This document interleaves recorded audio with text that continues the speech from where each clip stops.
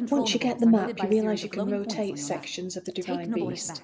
So to get to the first one, head over to the rear end of the beast on the left hand side and rotate the section until you can get into this little box here. Rotate it again and you can activate the first terminal. So that's a nice easy one out of the way. Next, if you head back towards the end where the map was, which is the rear, and rotate it so you get some height, there's another opening at the top. So if you glide over to that, you see a familiar looking puzzle that needs a circuit completing. So manipulate it so you've got connectors at the far end and the end closest to you. Then once that's been done, to complete the circuit you need to rotate the Divine Beast so you have the electricity flowing along the top.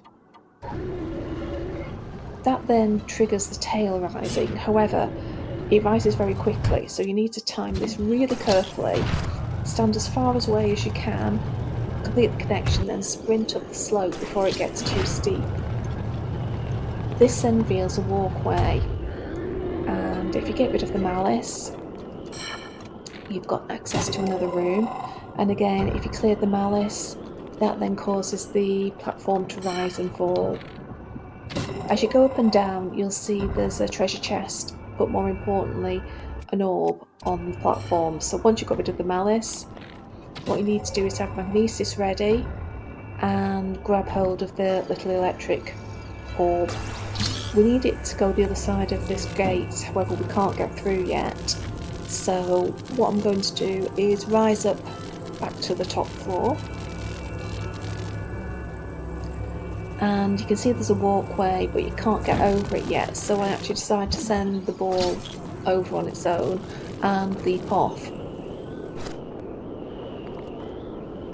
However, when I get there, I find two guardians ready and waiting for me. But we make short work of those. And this is obviously where we need to get the electric orb to. So what I want to do is go into the other side of the hump that we haven't been to before, clear the malice, which triggers the platform moving up and down. And we've actually got a bit of a 2-in-1 here. We've got two terminals we can take out quite close together, quite easily. So rising to the next platform, what do we have? We have a terminal. So that one's easily sorted. Then once I turn round, I can see the orb that I sent through earlier. So just grab that with magnesis and then just drop down onto the platform to take it to the little room we found earlier.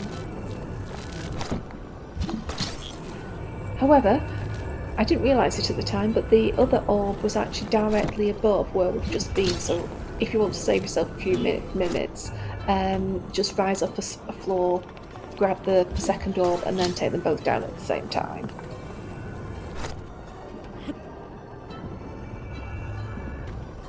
But, you know, as long as you get there in the end, that's all that matters.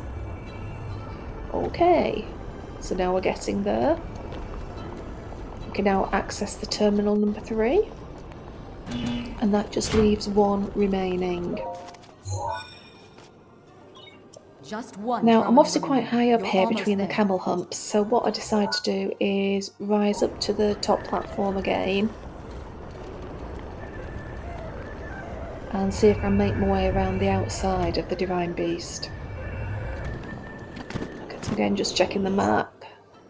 Yep, so I'm just going to glide around and see what happens. And I find what is the next puzzle. You need to rotate the centre until you get a light turning blue, then stop and rotate it in the opposite direction until that light turns blue. That then triggers this little lift, and this is a really nice simple one. You just go up the lift, walk to the terminal, and it's done. Thank you for watching. All we've got to do next is beat Thunderblight. Enjoy. Now, you'll need to start up the main control unit.